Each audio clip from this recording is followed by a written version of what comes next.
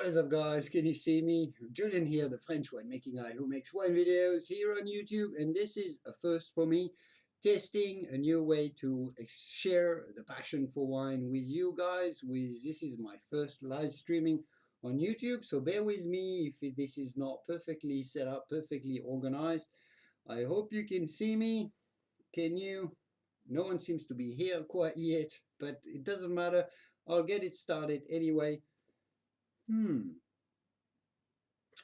Looks like, yep, no, looks like we are live. Someone just came in. Hi there, I'm Julian and I'm streaming live. So this is a bit of a test for me.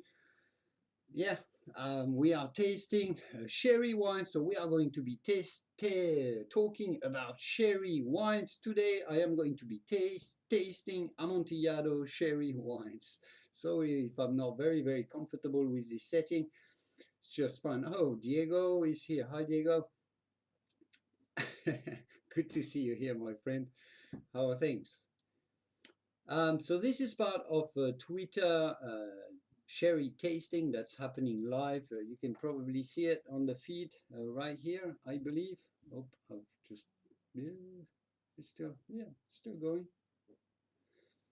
So you can see that we are tweeting and tasting live on Twitter at the same time. And we are here to talk about Amontillado sherry. So this is one of my favorite styles of sherry wines. I'm not a big expert in sherry wines, but I do love a good sherry. Amontillado is this in-between style between a fino sherry that is aged under floor, so under this layer of yeast that brings in loads of freshness, lots of green apple characters, lots of minerality into the wines. So that's the fino on the Manzanilla. And there is another famous style of sherry that is called Oloroso. That is a bigger style that is a lot more evolved, a lot more oxidative because the sherry wines aren't protected under a layer of flora.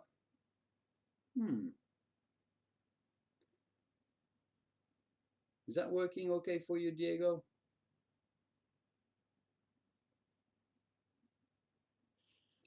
Yeah, this doesn't look like it's going anywhere. No, but yeah, it's fine. If you're here, I am going to be tasting Valdespino Tio Diego. So this is a wine that has spent 10 years under floor in the Solera system. So 10 years. And then once the floor has gone, because this is the principle of Amontillado sherry, it's been aged for 18 years in, well, underfloor in further into Solera system. Okay, you're here. Well, you're the only one here, Diego, so I'm just doing this for you. Anyway, it doesn't matter. All right, maybe I should stop this thing. Maybe I should consider. Maybe I should consider tweeting instead. So who's on Twitter? Oh yeah, there are some people here. All right, Diego, let me just share that link for you.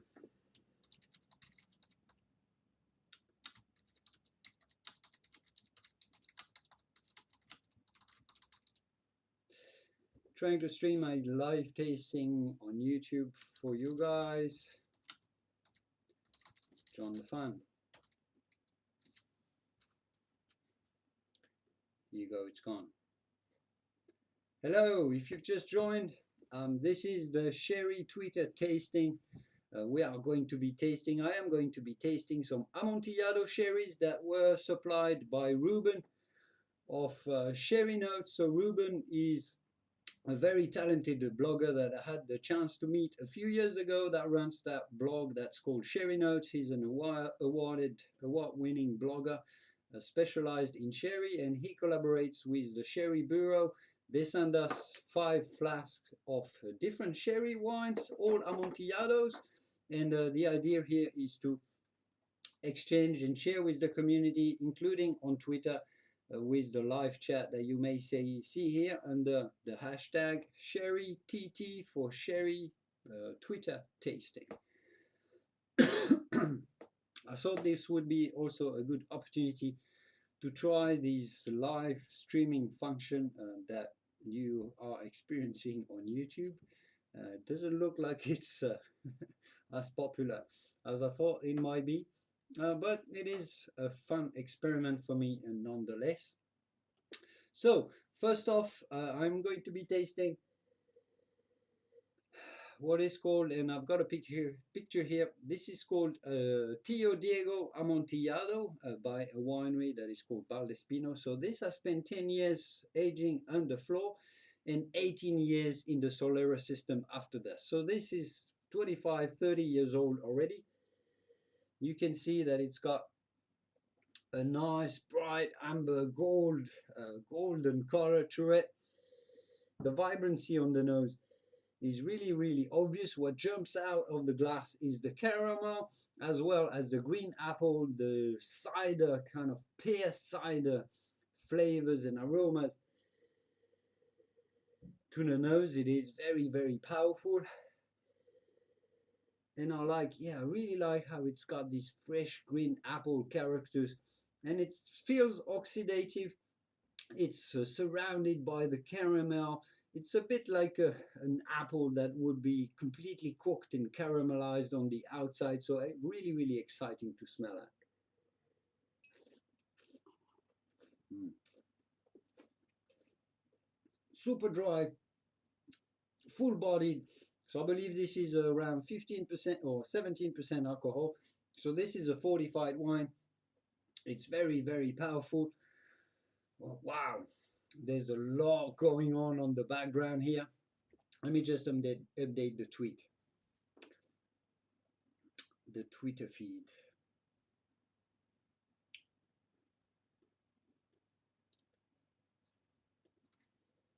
Hi guys, someone else coming in. Welcome here. Feel free to jump on the live chat if you've got any questions, any comment. Again, this is a test, live streaming for me. So forgive me if I'm not very familiar and very good with this thing. It's all entirely new for me. It's actually pretty daunting to be doing this. But yeah, I've been tasting the Tio Diego Valdespino Sherry, the first sherry that they sell. So these retails for around $25 in the US. And I mean, for this kind of money, you are getting a huge amount of concentration, a 25 to 30-year-old wine already. You are getting this phenotype of green apple characters together with the goodness, the richness, the caramel, the nutmegs, all the spices that you can imagine have developed for 18 years in a wine barrel in this specific Solera system that they have. All of this for $25. I mean, and that's what really always strikes me with sherry is the value that you're getting out of it. Because those wines don't sell all that well anymore, but they've acquired this tradition for centuries and centuries and centuries. They've developed this style for centuries, perfected for generations and generations, but still it doesn't sell all that well. Hence these kind of initiatives of people trying to talk more about sherry, and hence me talking more about this style, because the value you're getting out of these wines is just absolutely stunning, absolutely incredible. And this Tio Diego is a perfect example of this. Such an immense concentration on the palate already.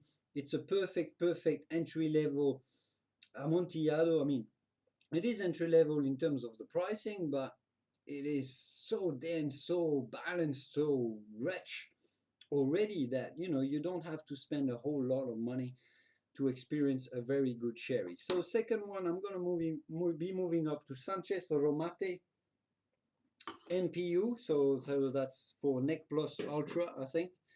And this is another $30 sherry wine. What's special about this? Lost this. So Amontillado NPU by Sanchez Romate. This is a medium-aged example. So medium age, 15 years only. With Ruben says that it's rich and generous profile. A classic Amontillado from Jerez. So let's dig into it. and let's see what the differences are. Because again, I haven't tasted all that many Amontillado sherries, so I'm quite curious. Hi, someone else has just joined in. So I am live streaming my tasting, my Twitter tasting of sherry, and I am up to Sanchez Romate NPU. Wow, this feels a lot sweeter on the palate. There is the caramel, but it feels much more like a... Thank you, Diego. Yeah, $30 says Diego. For the Tio Diego, $25, $30. I mean, what is it for a wine that is so concentrated, so much experience, so much of a rich tasting experience you're getting out of this? But the Sanchez Romate, yeah, has a lot more caramel to it. It also has got a lot more honey to it, a lot more maple syrup, and delivering to it. It's quite floral as well, so I think maple syrup is really, really good descriptor for it. So it feels a lot sweeter. There's a bit of a more bourbon-like sort of vanilla as well. So you can definitely sense the American coming through here. So I suspect this is going to appeal to a different type of taster. I like how the Tio Diego felt really spicy, really raw, kind of savory kind of feel to it. Let me refresh the Twitter feed for a second here so you can follow up and see what's going on. I think I took this stream a little late, so people are a little bit more advanced in their tasting. But yeah, Sanchez Romate is sweeter, much more like for maybe bourbon drinkers, while the Tio Diego was a lot more savory. So I personally was more appealed with the Tio Diego, but let's see what it tastes like.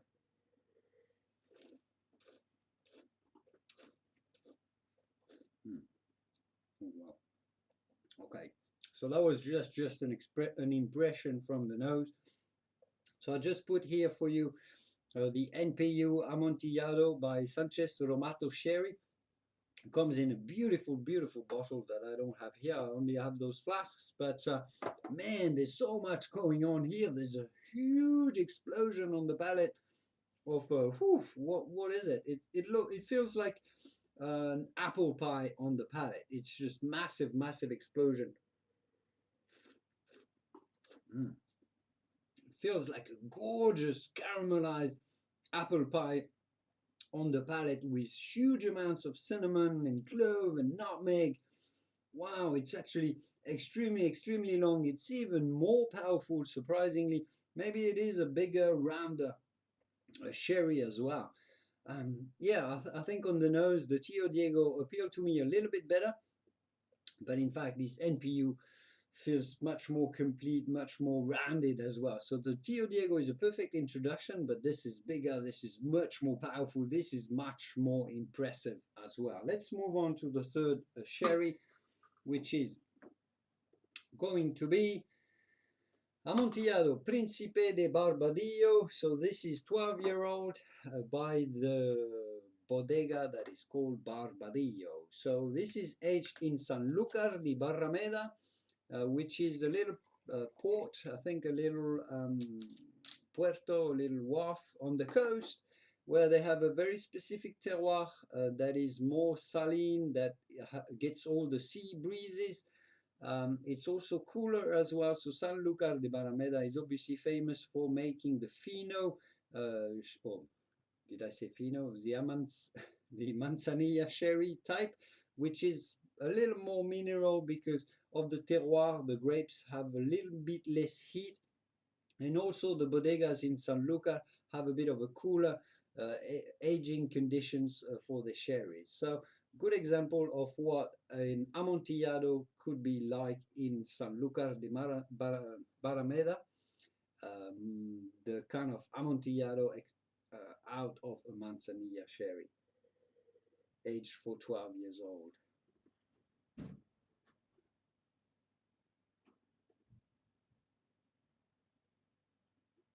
C'est toi?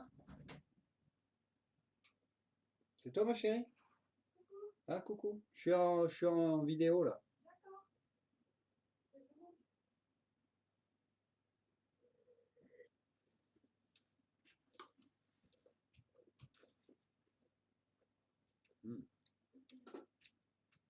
So we have here a much more elegant, much more refined type of sherry. Let me pull up the image for you. So Principe de Barbadillo. Wow, I love the finesse, the elegance of delivery, definitely much more saline. It's very, very silky, very velvety, still always dry. We are always talking about dry sherries here. They're all very dry. I like how you get all the power, all the caramels, all the spices, all the green apple, all the honey, the maple syrup, an immense complexity, but it's all delivered with smoothness, with great, great, great finesse here. Yeah, so I'm very, very impressed, and you can probably feel it. I'm very relaxed about this Principe de Barbadillo sherry. It keeps going up and up and up and up in quality. I'm very, very impressed with this one. Mm. Absolutely beautiful. So I asked Ruben a little bit earlier what these wines were selling for. Let me pull this up for you if I can find it. Yeah.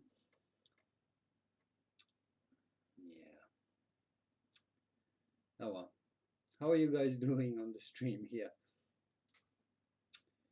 Yeah. Yeah, I'm not very good at this exercise. I'll have to do it again. Sorry for this, guys. Takes a lot more preparation than what I did. But yeah, Barbadillo is an extremely, extremely good example. My favorite so far. Barbadillo Principe de Barbadillo. Perfect. For me, so far, the perfect Amontillado Sherry. Let's see what else we've got here. We've got a Williams and Humbert Añada 2001.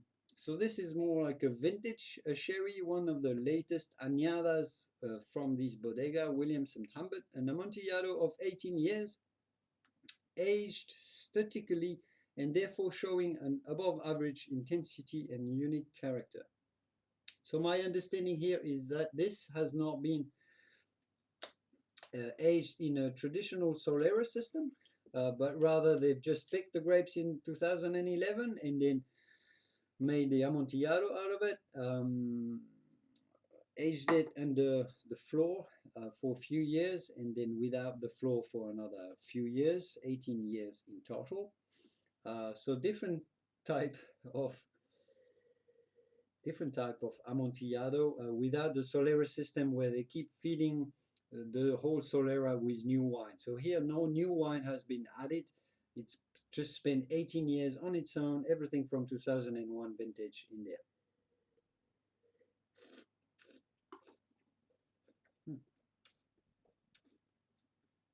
Wow. Okay.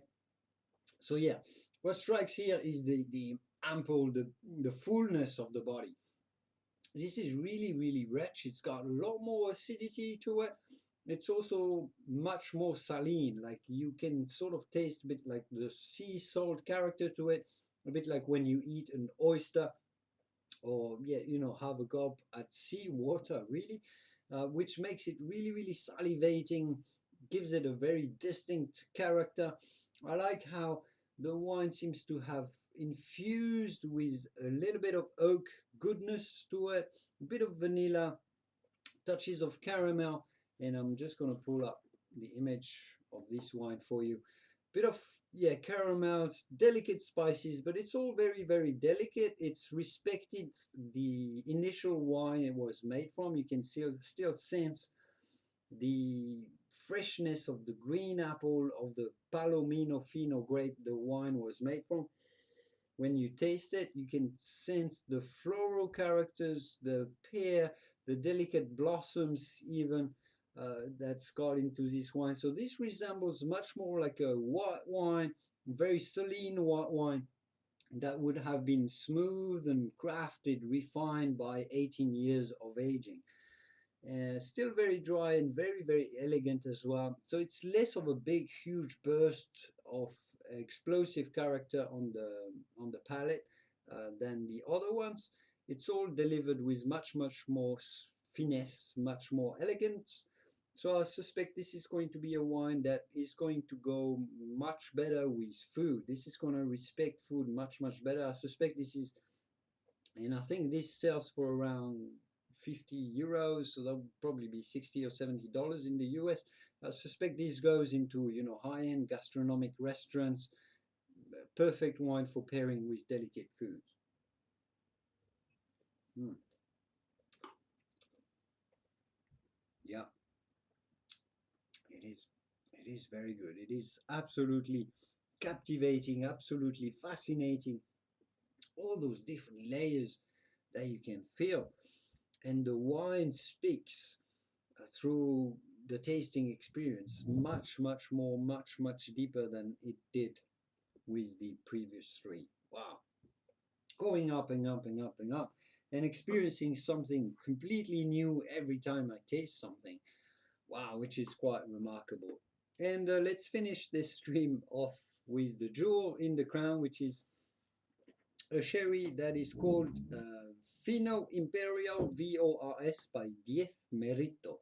So this is a sherry Amontillado from a Solera dating back to 1793.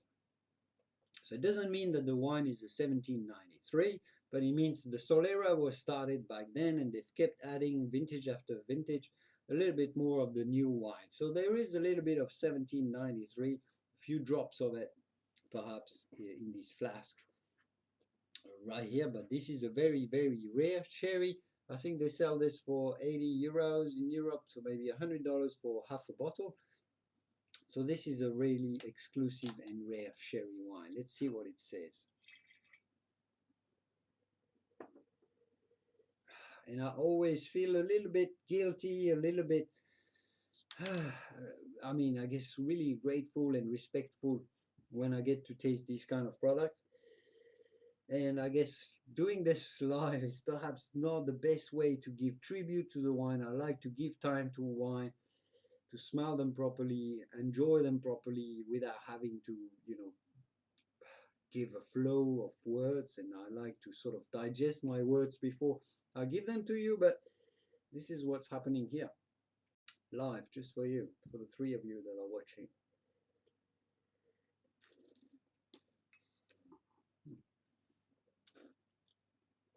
Wow. Okay. So we are back. Well, we had gone with the we started this stream with a Tio Pepe that was quite savory, lots of spices, lots of intensity on the finish, and then we went, you know, navigating around more honey blossoms, sort of stone fruits, maple syrup characters, and then here we are back with a bit of austerity, loads of spices, loads of dryness, to the palate. So yeah, I mean, I can sense this feels to me a little bit more old school type of sherry, much more austere, a little bit drying, a little bit ashy on the finish as well, a little less balanced overall, but definitely you can sense how much longer it probably is than the all of the others.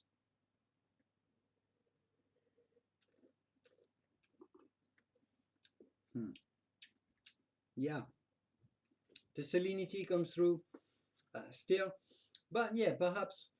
So I'm putting up the image for you here. Perhaps not the most convincing for me here. This is a VORS, so very old, and I can't remember what the rest of VORS stands for. Yeah, I should have done a lot more preparation for this. Yeah, so conclusion. I mean, which one was it?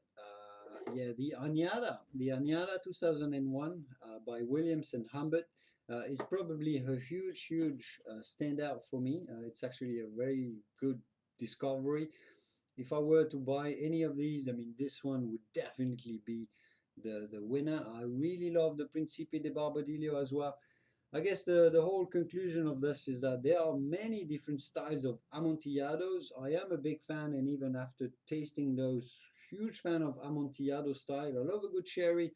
I love a good Oloroso. Olorosos are big and powerful. Maybe a little bit more like this last one.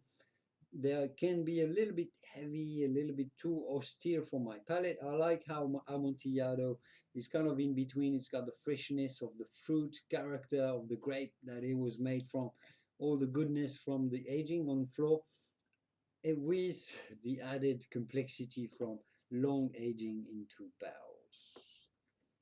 Thank you guys for, thank you Diego for bearing with me if you're still here. Thank you guys for, yeah, watching a little bit of this. Yeah, probably not the most successful thing I've ever done, but yeah, doesn't matter. Fun experiment. Thank you for bearing with me with this experiment. I may try to do some more with a little bit more preparation, a little bit more flow than this.